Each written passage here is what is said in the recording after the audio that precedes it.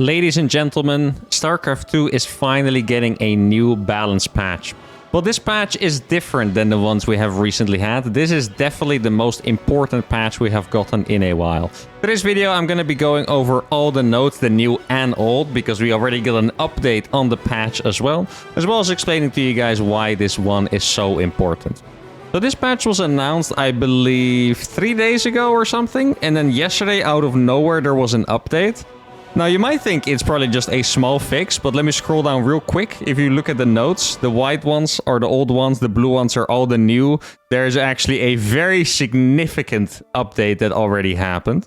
Now, the main reason why this one is so important is because this is the first patch in many years, I believe 3.5 years. I could be wrong on that, but I think it's that long ago. The first patch that's actually made by Blizzard themselves.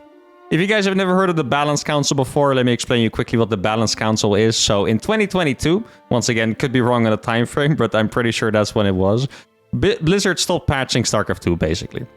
But the pro scene obviously still wanted balance patches. So what happened is the Balance Council was formed, a group of all the pros that wanted to be included are in some kind of Discord, right? They would come up with patches, discussions, balance notes, all the things, and there would be one guy from ESL that would kind of hand it to Blizzard once they finalized some kind of patch, and they would put it in. So the patches for the last 3.5 years, this was a very controversial thing.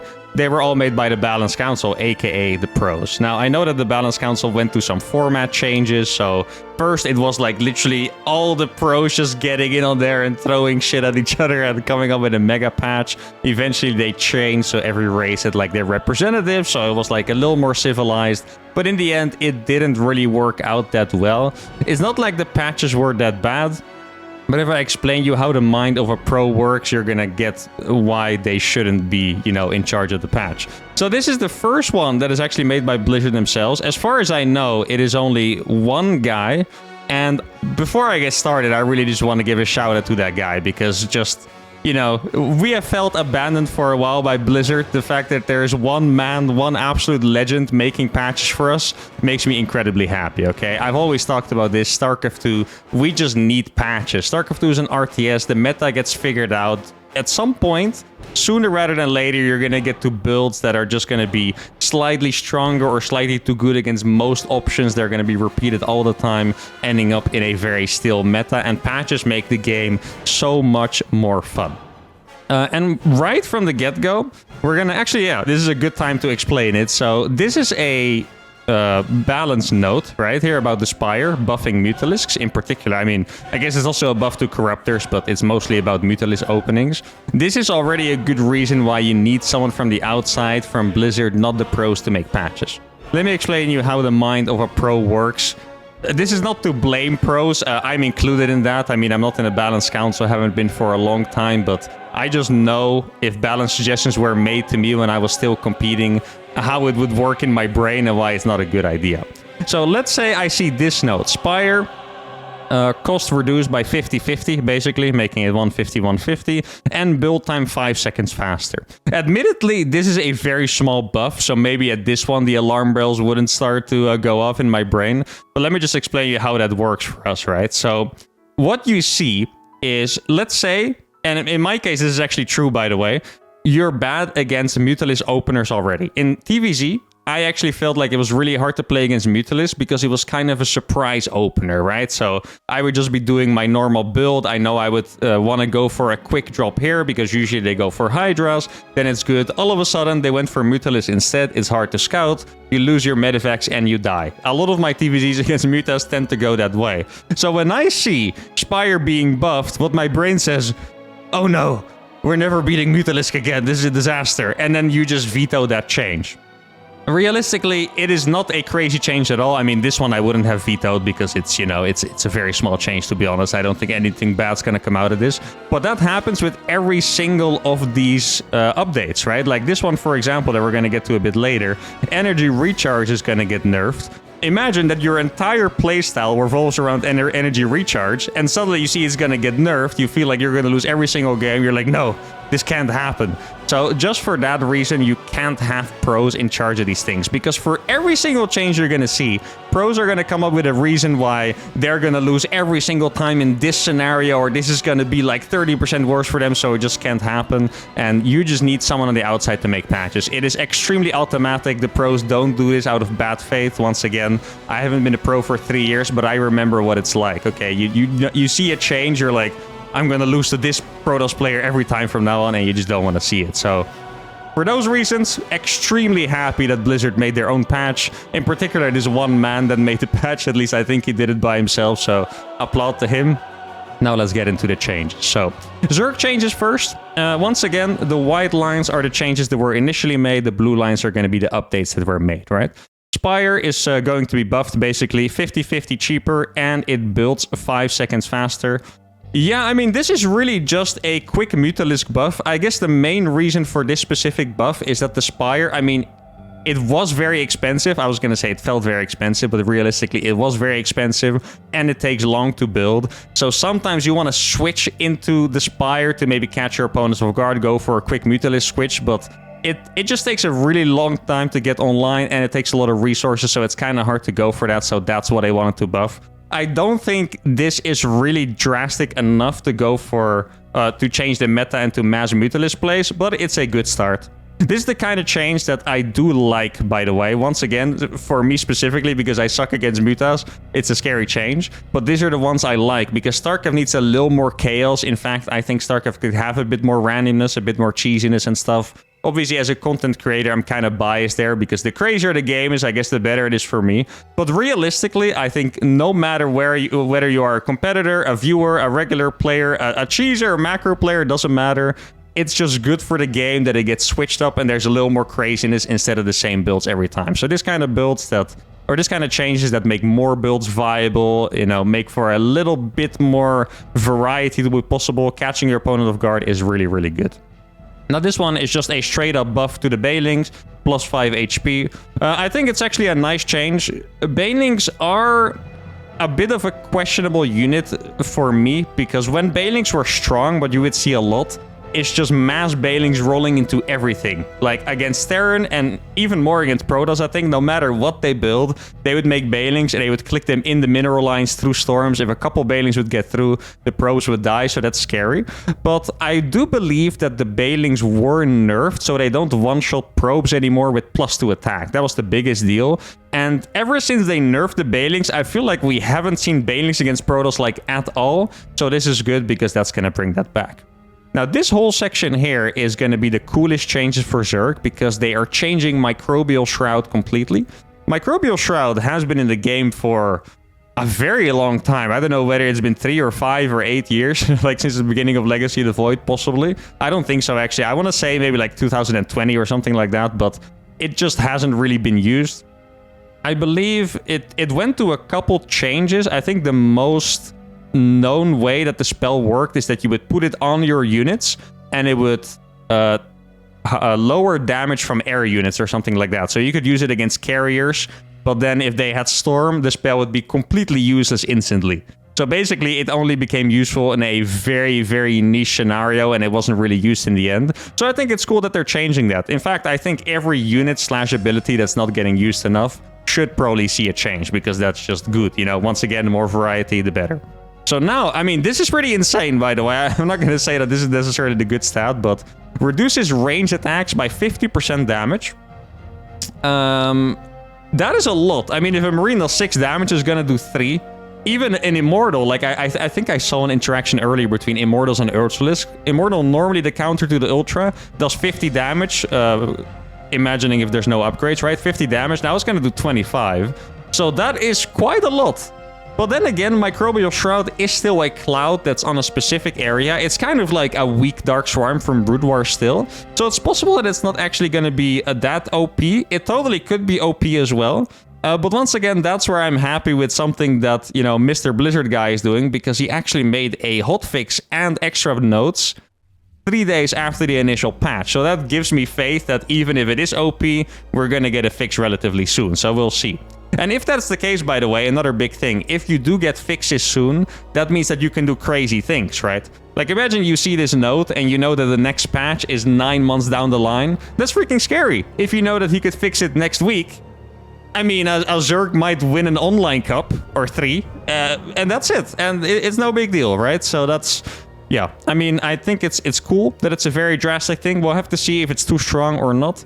I guess these little 2 nodes down here already show that maybe it looked too strong in the couple days that they were testing, because now the cost increased from 75 to 100. That means that you do have to wait for a while after... It's an infestor spell, by the way, for the people that don't know. Probably should have mentioned that before, because it doesn't say it anywhere. It's a spell from the infestor. You cannot really cast it anytime soon after spawning, so you kind of need to plan it in advance. You make a couple of infestors. You can't really throw fungal growths, because then you're not going to have energy for the shroud. So the fact that it's more energy expensive is going to delay that by a little bit, so that's good. And it requires an upgrade again. So I guess initially it required an upgrade. I don't think it did recently, like in the past couple years, but it's going to require an upgrade again. So these nodes, pretty much exactly what I said. It was probably too strong, and they already nerfed it a little bit, so that's good, right? That's fantastic. And I think this is a spell that I'm going to use a lot. This is my favorite one for content, because I can totally imagine doing some ridiculous freaking stats with Microbial Shroud, like dropping 4 Lurkers and 1 Infestor to do the Microbial Shroud against like Stalkers or something. It's going to be a lot of fun. So that is my favorite content change for Zerg, at least. Now for Protoss, this is the one I can tell you guys that pro players and most esports viewers are going to pay the most attention to, because Protoss has been pretty dominant, especially... I want to say Grandmaster level, Online Cup level, and yeah, I mean pretty much everywhere below, right? Like Protoss has been very, very dominant. I think especially against Terran, but also against Zerg. So overall, I think most people wanted to see some Protoss nerfs, but you know, you want to be a little careful with it. I feel like Protoss kind of tends to swing a lot. It's like they buff this thing, and then they're super oppressive, and then they nerf it, and then they're kind of garbage. So... careful nerfs are kind of what we wanted to see for Protoss. Energy... Wait, I thought it was energy recharge. Either I'm wrong or this guy's wrong. I mean, I imagine it's me because it's in the official post, but I mean, they could also make mistakes, right? Energy overcharge grant has been reduced from 100 to 50 energy. So, energy overcharge... I might say recharge a couple times, sorry about that. I'll try to keep it consistent, but when I'm yapping, it just tends to go that way. It's a spell from the Nexus. Usually you put it on the Sentry. And the bad thing about that is that the Sentry would have 2 hallucinated Phoenixes from the start, and a 3rd one by the time the 2nd one finishes. So before, with the energy overcharge, you could do 3 hallucinated Phoenix Scouts. I don't know how long the Phoenixes last, but it feels like it was like a minute or 40 seconds or something. So you pretty much get free scouting from 3 minutes on against Terran. And in PvP, historically, the matchup was a lot about choosing the right build order, surprising your opponent and stuff. And that was not possible at all anymore for Terran. So that's why this was a bit of a problem. Another additional problem that it had is that you could warp in a High Templar, recharge it, overcharge it, and it would have 2 storms instantly. So I had games, I've seen a lot of games where Terran would take an amazing fight, they would win, they would walk up a ramp because the entire army was dead. Protoss warped in 1 Templar with 1 recharge, and the army dies because they walk up a ramp into storms. So it was a bit problematic. So instead what they did is they made the cooldown a little lower, 60 to 45 seconds, but the amount of energy is not that much. Actually, this is a very interesting change because you still need the same amount of energy from the Nexus to do it. So that is more of a late... Actually, I really like that. Okay, that's more of a late game thing. You don't give High Templars 2 storms anymore, but you can use it a bit more frequently in the late game. But in the early game, it doesn't get buffed. So it doesn't buff the Sentry part, which I think is very good. Awesome change, honestly. I guess we'll see how it's going to work out, how frequently people are going to use it, how the defense is going to go, etc. Mothership, straight up nerfed. I think this is actually quite nice. 350, 350 to 300, 300, 100 HP nerf, effectively. The reason why this is important is because in one of the previous patches, they made it impossible to abduct a Mothership with the Viper. And that was the main counter from Zerg. So there's been a lot of games where the Mothership just doesn't get countered. Like, they really have to dive in, and they'll lose 20, 30 supply just to kill the Mothership, and that's a bit much, so that's why they're nerfing the HP. In PvT and PvP, this actually has no implications, really, because the Mothership is not used there, but it's going to be a little weaker against Zerg, and I think that is perfect, because Vipers being able to abduct the mothership felt a bit ridiculous, like just a pretty long-range thing. It takes an eternity to build. You have to make it from a nexus, so you can't make probes, very expensive. So the fact that you could just abduct it and kill it, that spawned the meme minus 400, because that's how expensive the mothership was back then. I think this is a better change instead. Don't make it abductable again, just make it a little bit weaker. Mothership movement. Excuse me. Mothership movement speed reduced. Okay, that's just a similar thing, right? It just has been nerfed for PvZ. I think it's good. The mothership had too much power. Now it's going to be a little weaker.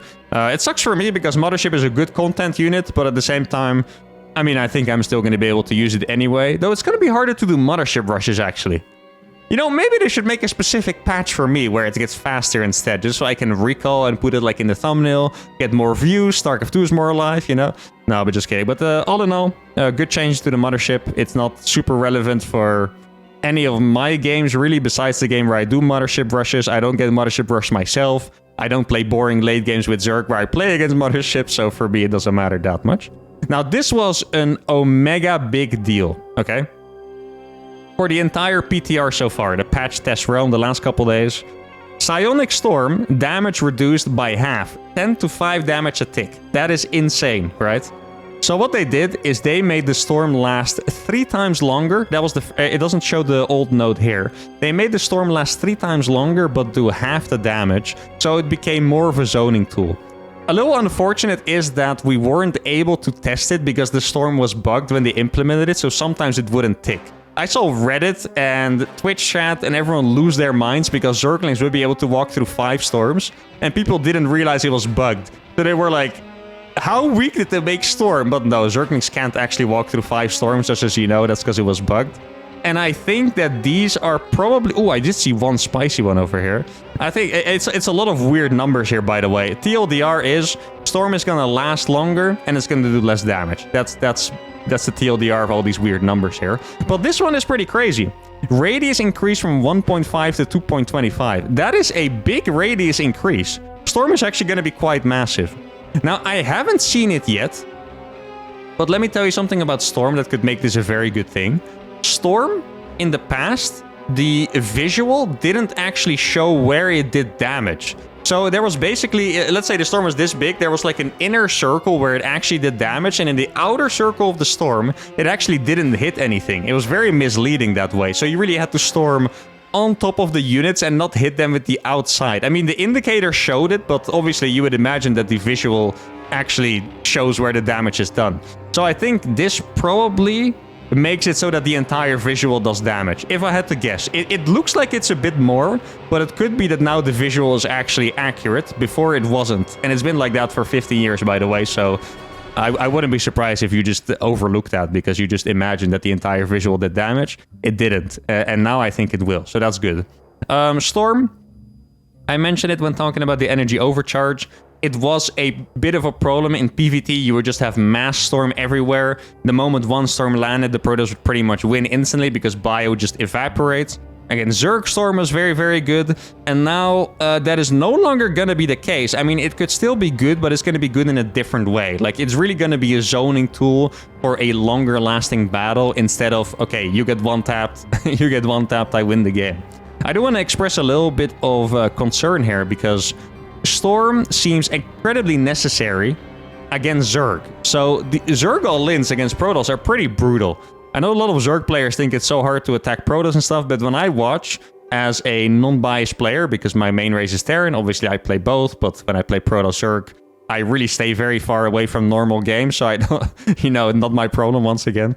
But Zerg often will have like 200 supply, Protoss has 120, and then they really need to be able to storm the right locations, hold on for a good time, and then they win. If Storm is now weaker, it could be that stuff like Hydra... actually, in combination with the Baning buff, Hydra Baning all-ins, for example, could be incredibly strong. So that is a little scary in PvZ. I guess we'll have to see. I would imagine that PvZ, the win rates are definitely going closer to 50, because now Protoss has like 60. Admittedly, that is mostly lower level competition. I think at the highest level, Zerg is actually doing okay. It's hard ZVP, but it's okay. But I think this patch does look pretty good for Zerg and ZVP. I can't lie. Very, very good for them, I think. Now, this note is, well, It's very overlooked. I mean, I don't think it's really that big of a deal. Dark Templar blink attack delay reduced from 0.75 to 0.25. This was initially nerfed, so you wouldn't be able to one-shot planetary. So what would happen is you would have the planetary, has turrets, and maybe even a liberator, be very hard to kill. And then Protoss figured out what you could do is you could warp 10 DTs and blink on the PF. So you blink on the side where the SCVs are. So SCVs can't repair. You kill the PF in 2 or 3 shots, and that entire location is gone. They nerfed this a bit, so you would have time to react with SCVs. And now I guess they have decided that it's not that big of a deal anymore, so they moved it back. I mean, I think it's okay. My personal problem with the Blink DT back then, when it had no delay, was not the planetaries, but blinking in your army. Like, they had disruptors at the time, they were very strong, so you don't look, disruptor blows up your army. Other side, you don't look, you can't even see it on the minimap, right? Because they're invisible, they blink in your army, kill your stuff. That was my main problem. In this day and age, you don't see it as much, so I think it's okay. If it turns into that game again where, you know, disruptors one-shot your army on one side, because there's also a disruptor buff down there, I already see it. DTs one-shot your arm on the other side, then I'm not going to be a fan, but I guess we'll see. Once again, it hasn't been a big problem recently, so I doubt that the 0.5 delay reduction is going to be a huge deal. Now, this has also been a very controversial change. Surveillance mode now reveals the observers. So just so you guys know what this is, observers have pretty much an anti-all army hotkey mode. You can put it in surveillance mode. It just, instead of moving around, it just stays like this. And then it sees a bigger radius, but you can't move it around. They're going to increase it's already increased vision, by the way. It sees a lot, and now they're going to increase it even more. So it's going to see a crazy amount, but it reveals the observers. Now, I've seen most people say that this is a really stupid change because it ruins the identity of the observer and this and that. I actually like this change. And I'm going to speak very purely from a Terran POV here. Observers are straight up one of the most frustrating units there are.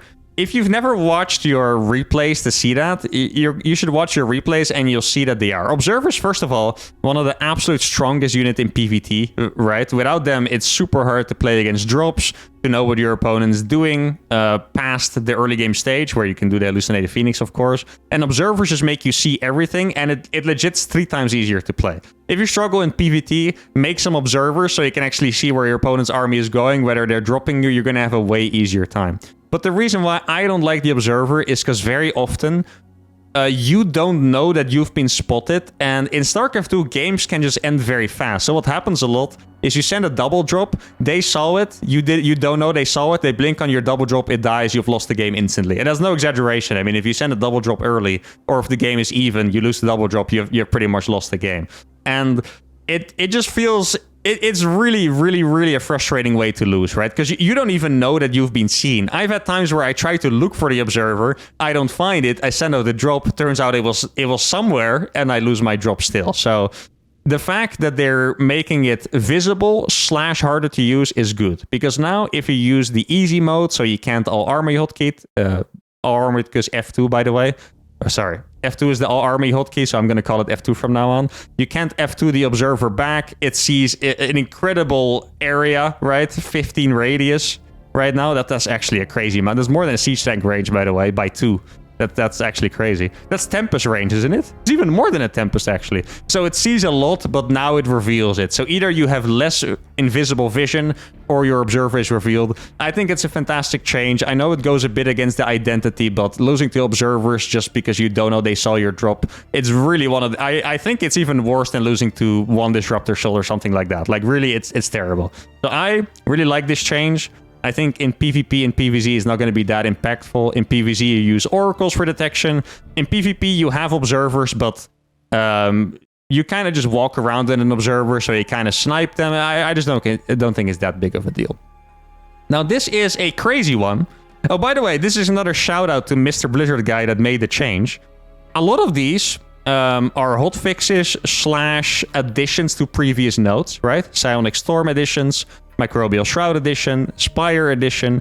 These are straight up 2 added changes to units that weren't even changed before. So it's not just a hotfix patch, it's also just straight up new changes. And they have really good targets. Disruptors and Stasis Wards, both very controversial units. And yeah, I mean, just fantastic to see it. Now, it is a little scary, I'll be honest. Disruptor Nova gets buffed in radius. That is a big Nova, by the way. That's a really big Nova, okay? And the cooldown is reduced by 4.4 seconds. The reason why this is possible is because they nerfed the damage of the Disruptor a bit. So the Disruptor doesn't one-shot roaches and marauders anymore. It still does a lot of damage. It one-shots ghost, marines, and if a marauder is like a little bit hurt, it one-shots it as well. I still think it one-shots hydras, and it two-shots lurker. So most of the interactions are similar, but they are a little bit weaker against marauders, which is like the main battle in TVP, right? So it's gonna make it so you can shoot more disruptor balls, and the radius is pretty big. This is another change that I probably would feel very constricted about, because disruptors in the past have been a very oppressive, annoying unit, right? But I mean, I guess we'll have to see. I think this is in combination with the Storm nerf. Storm is not going to be as dominant anymore in both matchups. So that's why they're bringing the Disruptor back a little bit. I think it makes sense. I think it's probably gonna be a target for a hotfix, and I don't say it about the cooldown, I'm saying it about the radius. So I think the radius means that it's gonna be very hard to escape with all your units. So what happens now, if you're paying close attention to your army, if you watch like a Clem play, best Terran player in the world currently, typically he will barely avoid getting hit by the disruptors, right? If the radius is bigger, I think it's going to be way more likely that every disruptor shot is going to chip away at the army. So the radius is questionable. I think the cooldown is okay. Mostly, once again, because the damage was nerfed last time, but we'll see. Now, this change is just, I think, unarguably fantastic. Stasis wards, if you guys have watched my 2v2 tournament, or if you just watch a Protoss that likes oracles in 1v1, Max is a good example. Stasis wards are just freaking insane already. Even if they had a short timer, and I'm not saying they should change it to this, just to be clear. If they would change it to 20 seconds, it would still be incredibly strong, because you can bait them in, you can still stasis ward in mineral lines. It's just an incredibly strong spell. And now it lasts for 3 minutes. At some point it was infinite, by the way, I believe, which is freaking insane. 3 minutes, very long. Now it's going to be 1.5 minutes. I think it just makes a lot of sense. I mean, Stasis Ward, it's an incredibly strong ability. Even with 90 seconds, it's going to be strong. And I think there's just no reason it should last that long. What you can basically do is you can overcharge your Oracle now, and just put down 3 Stasis Wards. And if they attack you in 2 minutes, 2.5 minutes, they're still all going to be there. And you'll have enough energy to put 2 or 3 more Stasis Wards. It's a bit much, right? It's an extremely strong ability. I think it's cool that they're toning it down. I don't think that this is going to have a super negative impact on Protoss gameplay. Once again, if you're going to get all in, you can still put the Stasis Wards at a correct timing. Also makes it a bit more high skill to use, because you can time them properly. So I think all in all, that's just a really good change, right? Now, Terran got the least amount of changes, but some of them are cool. This one is a little crazy. Siege Tank can no longer be abducted when in siege mode. I am not actually entirely sure why they implemented this. I don't remember seeing anything recently where siege tanks getting abducted by Vipers is a big problem. What makes me find this very weird is that you can abduct carriers, Thors, right? But no siege tanks in siege mode. I mean, I guess it makes sense if you think about it, because it's sieged, like it's in that position, right? You can't do anything against it. I mean, a Phoenix can still lift it, but a Viper can't abduct it. It is a little weird. I am not quite sure if I like this one, to be honest, because it's... I mean, Mech has already been quite strong against Zerg. Admittedly, the Cyclone is getting fixed, by the way. We're going to get to that in a little bit, so Mech is going to be weaker again.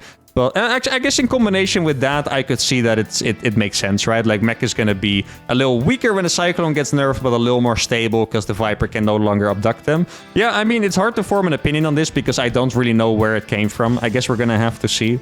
If we're thinking about bio play, this is not going to have an effect. I think some Zergs might be afraid for like the big 8 racks mass marine tank all in. You don't actually really use abducts against that. You're more likely to go for blinding clouds with your Viper, so that is fine. It's really going to be a... Yeah, I mean, I guess a turtle buff, right? Because you're not going to be able to abduct the tanks that are behind planetaries. And when they play mech, it's going to be a bit stronger. Now, in my opinion, mech is... it's usually a bit on the weak side. I mean, I don't think that's controversial at all. Mech is typically a bit weak compared to bio. But it's also a more boring playstyle for viewers and for especially the Zerg player playing against it, right?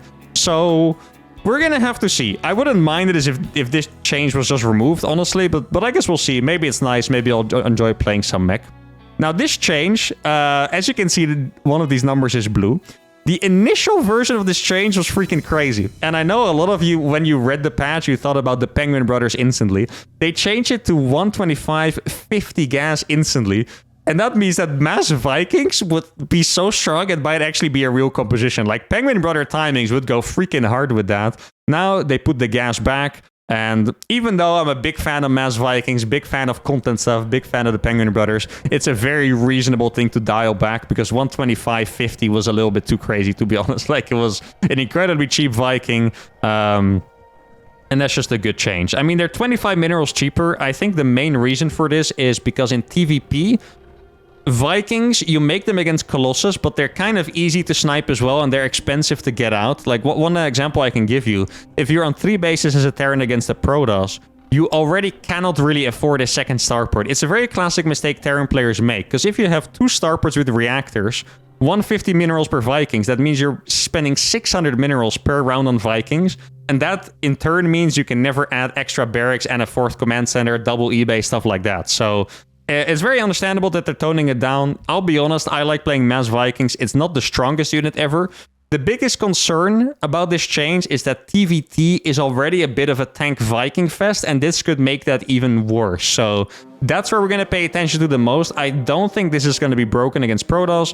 Vikings against Zerg in particular are very weak, to be honest. Well, I like the Penguin Brothers, and I'm convinced the Penguin Brothers are strong. But if you look at typical ways people use Vikings, it's kind of like a last resort against Brute Lords, or they'll make one to snipe the Overlord. So in those cases, it would, you know, your one Viking is Overlord, so it would be 25 minerals cheaper. And against Brute Lords and stuff, Vikings are already not good because Fungal, Parasitic Bomb, Corruptors are insanely good against Vikings. So no problem at all in TVZ. In TVP, I don't think it's going to make such a big difference that now it's going to be strong. Potentially, it's going to be really good against Phoenix Colossus play, okay? So because you're going to make a lot of Vikings in that case, so that style might be nerfed a bit. That could be a bit problematic. It's kind of similar to mech for me. I think Phoenix Colossus is a horribly boring playstyle. Pretty much what they do is Phoenixes are fast and control the air, so you can't drop them. Colossus on the front, so you can attack at the front, and then they go into carriers. Not a style that I want to be strong, so that would be good, but this Viking change could kill that off, so, you know, you can decide whether you like that or not. But once again, in TVT, could be a bit of a problem. Drilling Claw's effectiveness increased from 1.07 to 0.71. Some of you might be scared for this change because Widow Mines are not a fan-favored unit for sure. It's one of those units that can, you know, you're not looking and 30 of your Banelings get blown up and that sucks. But you don't actually see Drilling Claws in the meta anymore. But this doesn't really have anything to do with Drilling Claws being weak. So that's where I have a couple questions around it. So the reason why you don't see Drilling Claws anymore is because the meta for Zerg is to play Roaches, okay? Zergs play Roaches, and they can either go for like a Roach all-in, or they play Roach into Lurker, or it's safety Roaches into Ling Bane. And even then, you don't really want to make Widow Mines because Ravagers can just corrosive bile them down. You know, you just morph a couple of your Roaches into Ravagers, and then you have that. So I'm not sure if it needs a buff or if it's just a meta thing, but I guess since we're not seeing it right now, it's good to give it a buff so we get more variety and stuff, right? Yeah, I mean, it's a buff for me. It's a good content buff, right? Because I can do more Widowmine drops, so that's good. All in all, both of these good content buffs. And this one too, by the way. Hyperspeed Rotor's recharge time decreased from 100 to 79 seconds. That is the Banshee Speed upgrade. Banshee Speed, you don't see it a lot for multiple reasons. I've actually surprisingly seen Terran players complain about this, not because the change is too strong, but because they think there are different reasons for people not using them. I actually like all the Banshee Speed buffs because initially that upgrade was too expensive and took way too long. They already changed the build time and the price, and now they're going to change it again. And I think they're actually getting to the right place because this upgrade is not broken in any way because you have to choose to get it over Cloak if you want to get it fast, meaning that you can just deal with it with minimal anti-air, right? I just think that that's going to make for more build orders, right? I've already seen some people experimenting with Banshee Speed instead of Cloak into Bio. I'm sure we're also going to get some double starport mass Banshee openings. Well, If not from anyone else, definitely from me. So I got you guys. That's very cool. Once again, the Terran changes are all very good for content. So I'm very happy with those. Liberator side reduced from 10 to 9. This is a new one. I guess that is probably... that's actually interesting. I would guess that that means that you can't see on the edge of the zone. Wait, that is actually a very interesting change, huh? I haven't really thought about this one too much. This could mean that if you get Liberator range and you siege on a mineral line, like on the edges, your Liberator can't shoot because it doesn't have vision. Hey, if that's the case, that could be a pretty good change. I mean, I don't think Liberators are strong in the meta, but they do have a couple of annoying situations. There's actually some 2v2 maps as well, where you can siege a mineral line and they can't do anything about it. So if that fixes the lip sieging from downtown on your mineral line where you can't reach it, I think that's pretty good. In a battle, I guess you would want units with your Liberators anyway. And yeah, I think for big battles, it doesn't matter. So I would imagine it's for that. Not 100% sure, but I would imagine it's for that, and if it is, then that's good. Let's get to the bug fixes. I'm not going to go through all of them because it's a crap ton of them, but I'm going to get you guys to the most important ones. This one is huge, and we've been wanting this for many, many months, right?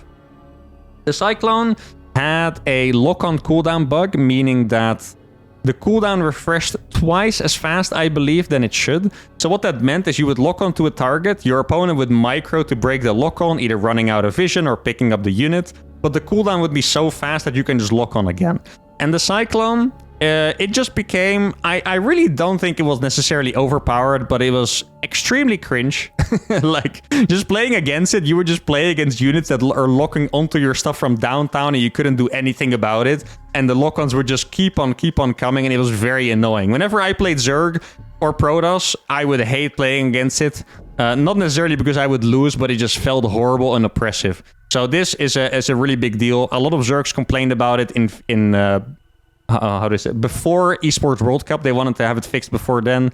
Didn't happen. Didn't end up being that meaningful, to be honest. But it's nice that it gets fixed, because I think it's a really big deal for not just the pros, but even more so all the lower leagues, because it's a very easy unit to use, and it was very annoying. There were also some extra bugs where... there was a Terran that was like 4-2. He got to like 5.7k MMR just by abusing Cyclone bugs. So it's not that great. Yeah, so these are the initial changes. I've never heard of this one before. Orbital commands not auto-rallying. That sounds nice to change. I've never had that before, so... I'm low-key wondering if that was maybe a skill issue. Probably not, but that would be very funny. Fixed an issue with motherships. Yeah, there's a lot of mothership range and targeting fixes. There was at least one more that I saw that I liked. Yeah, it's really just a lot of... Oh, this is actually pretty cool as well. Fixed an issue where visual effects from abilities could be seen through Fog of War. Yeah, I'm incredibly impressed by this. Like, look at all these bug fixes. Isn't this awesome, guys? We got a patch again. This is crazy. I'm freaking loving this right now.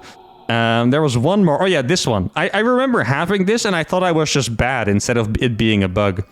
Fixed an issue where Liberators could designate an attack target while morphing from anti-ground to anti-air, but not the other way around. So what I had very often is that I would siege on a mineral line with a Liberator, and there would be Stalkers to kill the Liberators already. So I would try to target the probes, but then my first shot would be in a Stalker anyway. So all this time, I just thought that I was bad, but apparently it was a bug. So that is nice to have fixed for sure. And yeah, there's a couple more bug fixes, but really for the most part for me, it was about the balance changes.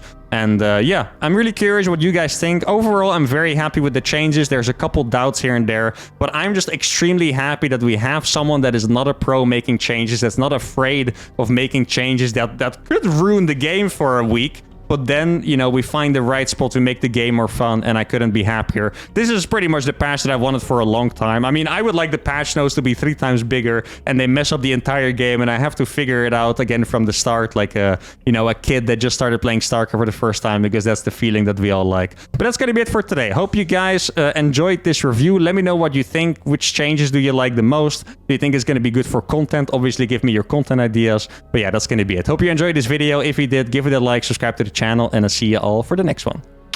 Adios.